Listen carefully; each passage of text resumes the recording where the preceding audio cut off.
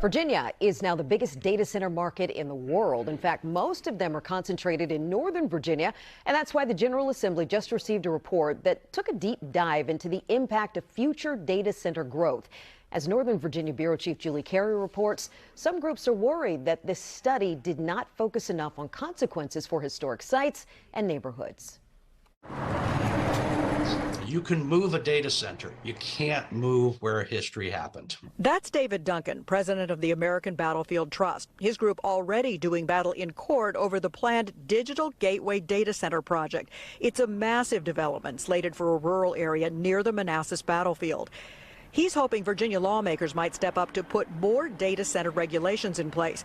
But he's worried the 156-page data center study they just received doesn't focus enough on how data centers impact historic sites and open space. If they're going to offer tax exemptions, especially for these entities to come in, we would really like them to pay more attention to those impacts. And what I mean by that is, let's talk about some sort of a requirement that imposes a minimum distance from a historic site, like a battlefield. The report presented to lawmakers shows data centers bring enormous economic benefits, but they also have massive power demands that will be difficult to meet.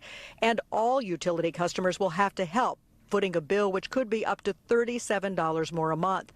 The report also acknowledges data centers locating too close to residential areas is another problem. Modern data centers are large industrial facilities, and they're largely incompatible with residential use. Fairfax County Delegate Mark Sickles, who chairs the committee that received the report, says his biggest concern is the impact on neighborhoods and historic sites. If there's any legislation, it will be about that, making sure that the impacts aren't that great on the surrounding neighborhoods. But Sickles says local governments may already be in the best position to tighten data center and zoning rules. Some, like Fairfax County, have already taken some steps. I don't think the state needs to be stepping in and stopping anything. Although, if they need more tools to control it, I think we should be open to that.